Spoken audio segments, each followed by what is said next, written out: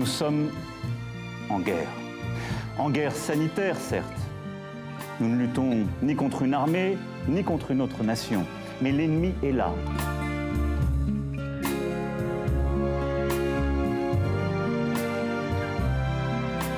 La consigne générale est simple, c'est rester chez vous. Confinement, couvre-feu, gestes barrières, distanciation sociale. Non, ce n'est pas la loi martiale. Ce qui règle nos vies depuis un an, ce sont les règles sanitaires. Pour empêcher le virus de circuler, il faut interdire à la population de se déplacer. C'est QFD. Et en traversant, vous n'avez pas remarqué qu'il y avait de la rubalise? Vous n'êtes pas dit que c'était interdit de passer, monsieur? Oh, fais gaffe, tiens, je regarde un peu la fenêtre. C'est la première fois que vous sortiez là, depuis le début du confinement. Tous les déplacements hors du domicile sont interdits sauf dérogation. Veuillez respecter une distance de sécurité d'au moins 1 mètre entre chaque... Une nation, une région à l'arrêt. Les mouvements des citoyens proscrits ou contrôlés en temps de paix, une situation sans précédent. Alors, faut-il accepter de mettre entre parenthèses nos libertés individuelles au nom de l'effort collectif contre la pandémie, où y répond la majorité, tandis que d'autres affichent leur désaccord? Nous montrons en fait ce que le gouvernement, ce que les élites aimeraient qu'on en soit, de simples personnes sans âme qui obéissent sans discernement à tout et à n'importe quoi. Dimanche 21 mars 2021, à Marseille, 6500 fêtards, le carnaval de la Plaine, comme un grand bal démasqué. M'inquiéter, il faut vivre. Je crois que la maladie, c'est aussi la vie et la mort, donc il ne faut pas avoir peur.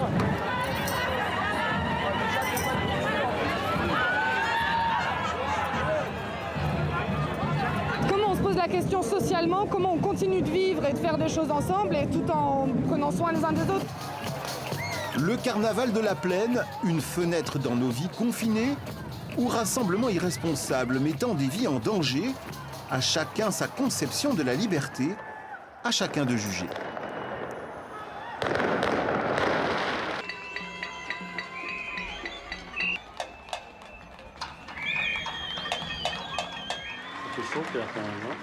C'est devenu le rituel du 20h.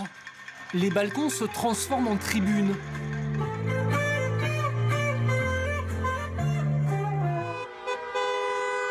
Des supporters qui encouragent les équipes du personnel soignant sur terre et dans les airs. C'est symbolique dans le sens où on est une profession, nous et tout le corps soignant, qui n'avons pas trop l'habitude d'être valorisés. Donc c'est vrai que forcément ça nous fait très plaisir. Des hommages appuyés pour un travail acharné. Depuis plus d'1 an, le monde de l'hôpital s'attaque à un nouveau front. L'épidémie de Covid-19 et ses vagues de malades. Rapidement, un raz-de-marée. Dans les services de réanimation, comme à la Timone à Marseille, les équipages affrontent la tempête. C'est allé très vite et c'est vrai que c'est dur quand des fois on entend des choses à l'extérieur comme quoi les gens ne croient pas à ce qui se passe. C'est 1 an jour pour jour qu'on est dedans, qu'on donne de notre personne, on sacrifie un peu notre côté, notre vie de famille pour pouvoir être là au quotidien. Donc oui, physiquement et psychologiquement, c'est assez difficile. Se dépenser sans compter les heures et la fatigue qui s'accumulent, comme le nombre de patients. Alors pour faire face, dès mars 2020, l'hôpital pousse ses murs et se réorganise. Notre défi, c'est bien sûr d'augmenter le nombre de lits de réanimation. C'est très important. Encore faut-il que nous ayons les personnels compétents pour pouvoir les faire fonctionner. Donc là, c'est un appel qu'on lance à tous ceux qui ont la capacité de venir renforcer les équipes. À l'hôpital de Grasse, de nouvelles unités Covid ont été créées pour qu'elles fonctionnent à plein régime. Des jeunes retraités ont été rappelés. Ça fait 2 ans que j'exerce plus, après avoir exercé jour et nuit. Et ça me manquait quand même un petit peu quelque part. Et là, on a besoin de gens comme vous. Je pense, oui. Parce qu'en toute modestie, on a l'expérience. Peut-être un peu moins de patience ou un peu plus, ça dépend.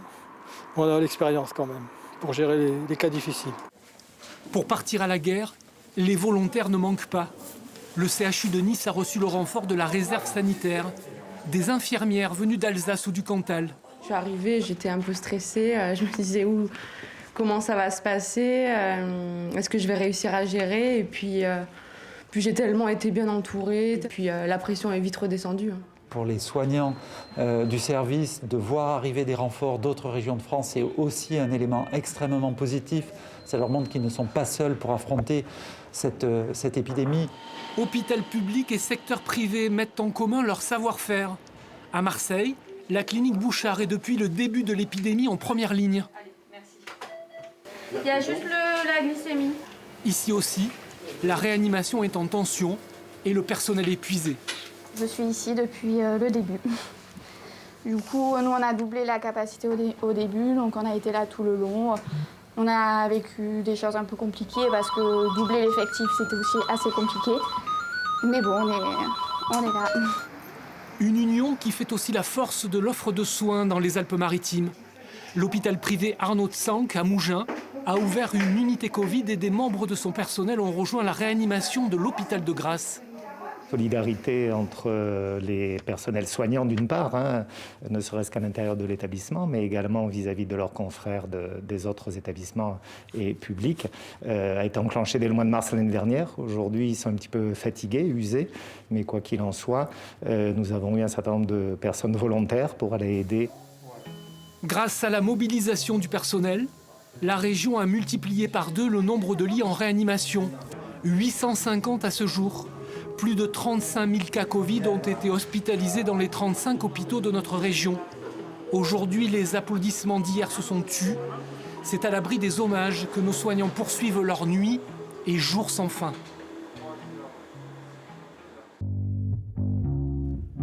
Raoult pour la vie. Le visage du professeur tatoué sur la cuisse d'Hugo. Marseille a choisi son camp. Professeur est champion. Vous êtes une bombe continue. Inconnu du grand public, le monde découvre ce scientifique expérimenté au look atypique et son traitement. Les gens qui avaient pris de l'hydroxychloroquine plus de l'azithromycine avaient une réaction qui était encore plus spectaculaire puisqu'ils étaient pratiquement tous curés de la présence du virus au bout de 6 jours. Depuis son bureau marseillais, il défie le pouvoir parisien et quelques-unes de ses formules choc font mouche. C'est une des possibilités que j'avais évoquées parmi d'autres, que l'épidémie disparaisse au printemps et que d'ici quelques semaines, il n'y ait plus de cas pour des raisons qui sont extrêmement étranges, mais qui sont des choses qu'on a l'habitude de voir pour la plupart des maladies virales respiratoires. Donc c'est assez banal. Une caisse de résonance qui lui vaut un déplacement présidentiel. Visite surprise du président de la République. Un coup de communication ou bien la vérité? Pour porter sa voix, la chaîne de l'IHU Infection. Le professeur est aussi un maître de sa communication, 390 000 abonnés et des vidéos qui totalisent des millions de vues. Et si vous regardez à Communicable Disease Emerging, vous verrez que les seuls experts mondiaux... Le professeur fait aussi la leçon à ses pairs et aux décideurs qui multiplient les contradictions. Ils ont les mêmes symptômes, le même type de teinte pulmonaire? On a l'impression que c'est plus ORL que pulmonaire cette fois. Il y a moins de marqueurs d'hypercoagulation. Perçu comme hors du système, il cultive des amitiés solides avec le tissu politique local. Le personnage est atypique, il est génial. Il est nobélisable, il est exceptionnel. Il a fabriqué son IHU tout seul. Et sous prétexte qu'il a les cheveux longs, il a été moqué longtemps. Ok, pas grave, on a l'habitude dans le Sud. En 2011, avant la construction du bâtiment, l'IHU est le plus gros bénéficiaire d'un plan d'investissement d'avenir accordé par l'État. Ces formules pour traiter la Covid-19 n'ont pas, à tort ou à raison convaincu. Ces tirs ont touché une autre cible, celle de la reconnaissance populaire.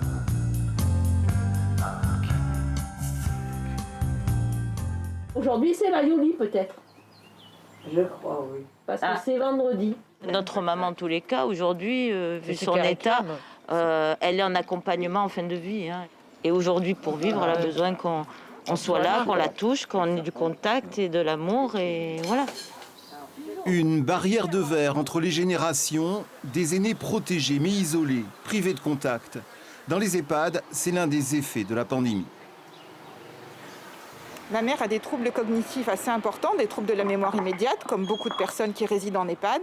Un isolement de 7 jours est complètement impossible, sauf une dégradation majeure dans son état cognitif. Donc en fait, ma mère est en prison depuis le 22 août 2020. La situation est tendue, parfois poignante, depuis le début de la pandémie dans les EHPAD, les établissements d'hébergement pour personnes âgées dépendantes. Dans certains EHPAD, la contagion a flambé, comme ici à Mougins, à l'établissement La Riviera, 40 pensionnaires sur 109 sont décédés du Covid. Quand on demandait des nouvelles de ma grand-mère, elle va bien. On l'a mis sous oxygène, mais elle mange un petit peu. Quand on rentre dans la chambre, elle nous sourit. Je vous dis, à 17h hier, on nous dit tout va bien. Et on nous appelle ce matin pour nous dire qu'elle est décédée à 22h. Allez, on y va, madame. Pour les seniors particulièrement vulnérables aux formes graves de la maladie, le vaccin est une promesse d'embellie. J'avais besoin, quoi. J'ai l'âge qu'il faut. On était très contents quand la mairie nous a appelés pour nous dire il y a le vaccin, est-ce que vous voulez? Alors là, super, on a sauté dessus. À partir de décembre 2020, les pensionnaires des EHPAD, puis les plus de 75 ans, ont été traités en public prioritaire pour la vaccination.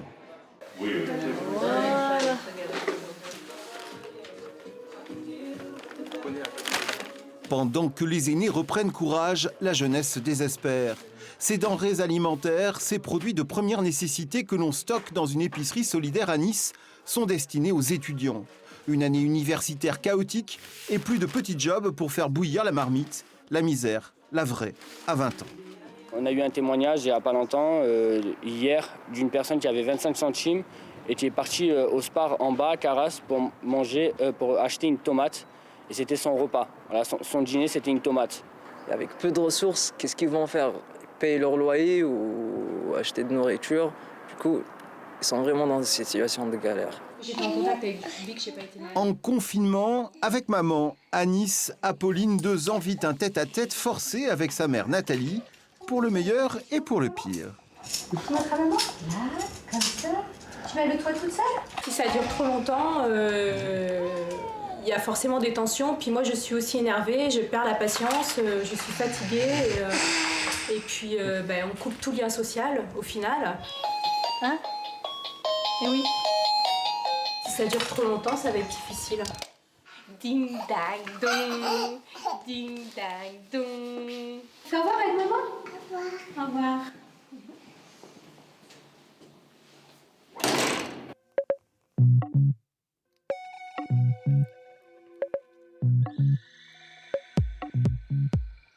Mars 2020, les villes se confinent et les affaires se divisent entre essentielles et non essentielles. Pour notre économie, c'est le début d'une année de stop and go et de colère. Beaucoup de mes clients me disent « mais qu'est-ce que ça veut dire non essentiel ?» Ça veut dire qu'on n'existe pas. Pour eux, ils contribuent à l'économie. Ils payent tous les mois leur TVA, ils payent leurs impôts, ils ont des employés, donc ils sont essentiels. Comment on peut vivre? Expliquez-nous. De quelle manière on va pouvoir vivre en vidant nos caisses de manière systématique de peu de trésorerie qu'elles ont? Depuis 1 an, le commerce est au régime de l'intermittence. L'intermittence, un statut pour le personnel du spectacle. Alors d'habitude, ça grouille de monde, c'est l'effervescence. Là, les bureaux sont quasiment vides, l'activité s'est arrêtée. À Marseille, quand la Fiesta des Suds est silencieuse, 200 intermittents du spectacle perdent leur contrat. Et c'est un festival d'annulation. Avignon, Cannes, Aix-en-Provence. Pour le tourisme de notre région, au carrefour de toutes ces activités, la perte est de 10 milliards d'euros. Privé de clientèle internationale, l'addition est encore plus salée pour les Alpes-Maritimes. Bien sûr. Les salariés sont là, mais si on n'a pas de recettes, en face de ça, que faire?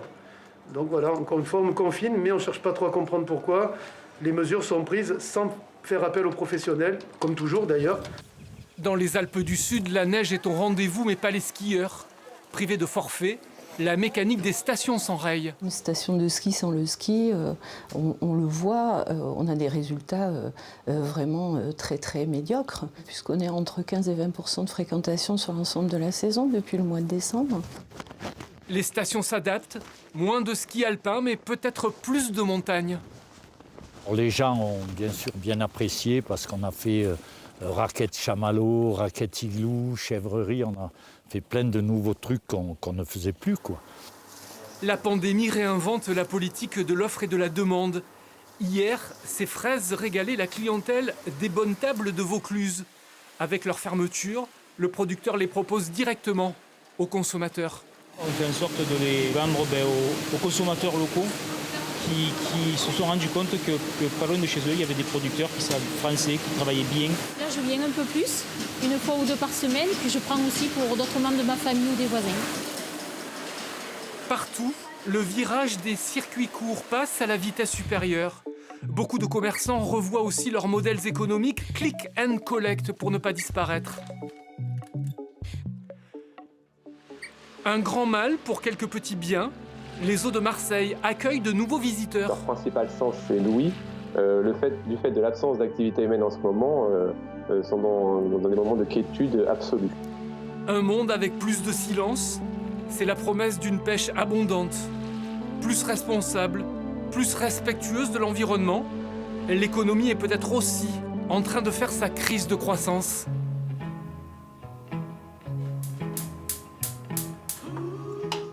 Les clients ne me voient même pas, donc effectivement, j'ai pas spécialement à faire d'efforts sur ma tenue vestimentaire. C'est un gain de temps et je gagne un peu plus de sommeil aussi. Je peux me lever 5-10 minutes avant et puis voilà quoi, je suis directement au boulot. Travailler depuis chez soi, en pyjama, comme des milliers de salariés, le niçois Christopher Mourgue a dû se convertir à une pratique jusqu'alors marginale, le télétravail. C'est quand même beaucoup plus sympa d'être à la maison. J'ai ma copine aussi qui est avec moi, je peux la voir, rigoler avec elle. J'ai mon petit chien avec qui je peux profiter. Franchement, à choisir, je préfère être à la maison plutôt qu'aller tout le temps sur site. Mais ce rêve pantouflard vire parfois au cauchemar, troubles musculo-squelettiques ou grosse déprime, comme l'a constaté la médecine du travail. Vous arrivez à bien séparer votre vie professionnelle et votre vie personnelle? Le plus dur, c'est d'être tout seul, en fait. Et la peur de sortir et de retourner au travail. Alors, ça fait 1 an qu'on n'y va presque pas, et c'est la peur d'y aller, c'est bizarre, en fait. Une si longue absence, privés de scènes, privés de concerts, les artistes ont souffert et eux aussi se sont emparés de l'outil numérique. Les murs ont bougé, quelque chose a changé dans la façon de travailler.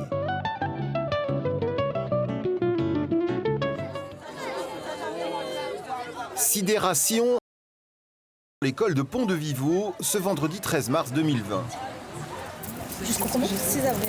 Lundi prochain, comme tous les établissements scolaires de France, l'école marseillaise restera porte close pour de longues semaines. C'est une bonne solution, il aurait dû prendre un peu plus tôt cette résolution, mais bon. Tout le monde n'est pas dans des difficultés à garder son enfant, donc ça peut poser problème aussi pour les parents. Et de la maternelle à l'université, tout est chamboulé, la crise sanitaire met en panne le système scolaire. Alors, les additions, ça c'est top chrono, tu l'as fait hier. Dans les foyers confinés, les parents d'élèves doivent s'improviser professeurs. Il, tu te rappelles les terminaisons à l'imparfait avec il? Pour l'instant, ça se passe plutôt mieux que ce que je craignais. Mais on n'en est qu'au début. Tu vois pas où vous voulez aller? Je sais pas, allez où vous voulez. Comment faire cours devant un amphi vide? Comment continuer à enseigner pendant la pandémie? Très vite, l'institution trouve des solutions en s'appuyant sur la technologie. Comment est-ce que vous avez trouvé la préparation de ce TD? A, super facile, B, moyen, et C, c'était l'enfer. Tout se passe bien? Ok. Il y a quand même une interaction qui se passe, c'est via le chat, via donc les questions qu'on peut poser à l'oral. Je partage l'écran. Voilà. L'air ici, du coup, c'est déchargé de toute humidité. Donc, vous allez avoir un air sec. On n'a pas le regard des étudiants. Quand au bout d'une heure, on voit que la salle, elle est plus du tout concentrée, dans un amphi, ça se sent. En Zoom, moi, je vois plus rien.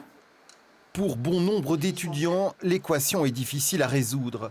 Confinée dans sa chambre de cité universitaire, Viannelli Toribio est à 2 doigts d'abandonner ses études de médecine, de renoncer à une future carrière de psychiatre. C'est vrai que des fois, on a vraiment envie de lâcher prise, de se mettre sur son lit qui est à côté et de tout fermer en fait. Même déboussolés, ils doivent s'orienter, ces lycéens bousculés par une année scolaire à éclipse. Jade, élève de terminale, peine à formuler ses vœux sur Parcoursup. Elle envisage peut-être des études de criminologie à l'étranger.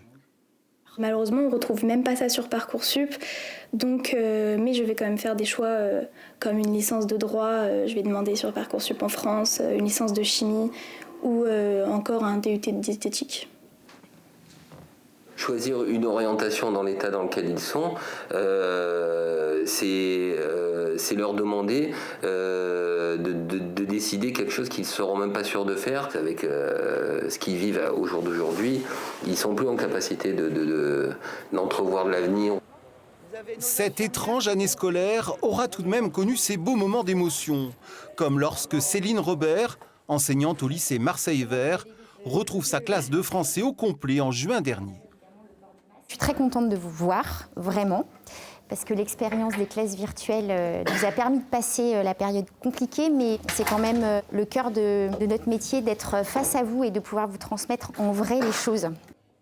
Dans la profession de foi de la professeure résonne l'espoir de jours meilleurs, quand l'expression « communauté scolaire » aura retrouvé tout son sens. Au milieu de la pandémie, l'expression solidaire.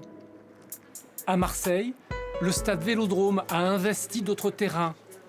Au centre du jeu, il y a désormais la vaccination. Et en mars dernier, l'équipe des Restos du Cœur. La pandémie a fauché de nombreux salariés et mis hors jeu beaucoup d'étudiants expulsés de leur petit job. Résultat pour les restos, une fréquentation en hausse de 20%. De nouveaux bénéficiaires, de gens qui ont basculé, comme les étudiants, qui ont basculé du mauvais côté et qui font appel à nous. Au cœur de la solidarité, le tissu associatif a colmaté les brèches. En même temps que le pays se confine, Emmaüs va chercher ceux qui sont enfermés dehors. Tu te rappelles que tu fais partie des gens à risque, parce que tu n'es plus très jeune. Là, ils sont coupés de tout.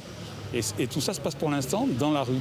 Les choses vont se remettre en place doucement, mais pendant tout ce laps de temps, nous sommes déjà à la 5e semaine, et à la 5e semaine, les choses ont encore du mal à se mettre en route. À la recherche des hommes et des femmes invisibles, c'est le rôle que se sont fixés des collectifs de médecins, infirmiers et éducateurs. Opération porte à porte pour tous ces bénévoles dans les quartiers nord de Marseille. Il y a la solidarité, tout le monde est là, on ne nous a pas laissé tomber, donc ça fait plaisir. On a senti qu'il y avait un gros besoin et que dans les quartiers défavorisés, ils ont la double peine. La peine de la maladie, mais la peine de la pauvreté aussi. Une région qui met son cœur à l'ouvrage et la main à la poche. Les dons pour la banque alimentaire ont augmenté de 20%.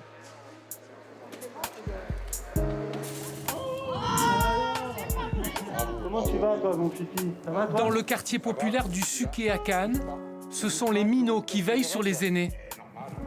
Des jeunes comme ça, on en aimerait beaucoup. Lors du premier confinement, bienveillance à tous les étages. Je vous fais des gros bisous, passez une bonne journée. Et alors, merci infiniment. Il y a des personnes qui sont réellement isolées dans la mesure où elles ne peuvent pas descendre, elles ne peuvent pas sortir. Et pour elles, c'est quand même aussi un petit souffle de vie, quoi. Ça va, Sonia? Ouais. Ça va. À Marseille, Nahir cherche des donateurs pour alimenter des familles qui ont perdu leur travail et qui vivent dans la cité de la Maison Blanche, quartier nord, quartier fort, en solidarité. Hop, la brique de lait, vous l'avez. Tous les jours, c'est la même chose. Tous les jours, on voit des gens dans le besoin. Et bon, là, on en a une bonne cinquantaine. Mais ça peut monter vite fait jusqu'à 100 personnes. Jusqu'à 100 personnes? Jusqu'à 100 personnes par jour qui viennent nous réclamer de quoi nourrir leurs enfants et leurs familles. Et c'est dur à voir. C'est dur parce qu'on se dit que c'est des enfants et des personnes avec des enfants à charge et ils sont laissés à l'abandon. Des repas distribués dans les quartiers nord de Marseille, d'autres cuisinés à Nice. Des cuisiniers assistés d'une main-d'œuvre non qualifiée. Des chômeurs victimes de la pandémie se sont mis derrière les fourneaux. Voilà, on répond présent et c'est tout à fait normal pour les aides-soignants, pour tout le corps médical, donc voilà. Toujours plaisir d'aider. J'apprends en même temps, donc là faut pas le dire à ma femme, sinon je vais devoir cuisiner à la maison. Donc, Une drôle de brigade qui a distribué 850 repas par jour au personnel soignant de Nice, Cannes et Grasse. Nice, Marseille, Cannes, quelques exemples d'une solidarité qui s'est exprimée sur l'ensemble du territoire et qui, espérons-le, survivra à la mort du virus.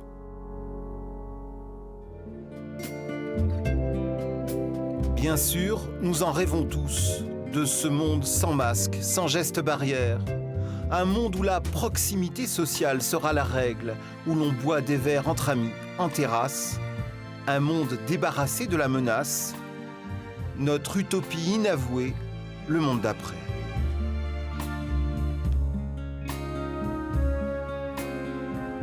Donc je pense que le réchauffement climatique est devenu la toile de fond de la bataille des décennies qui viennent. Et on a aussi compris qu'on est plastique. On peut modifier nos modes de vie. Je ne dis pas qu'on va tous s'enfermer pendant 30 ans, mais on se rend compte qu'on peut modifier les modes de vie, on peut modifier les habitudes. Au fond, on a basculé dans les sociétés numériques et écologiques. C'est ça qu'il faut se dire.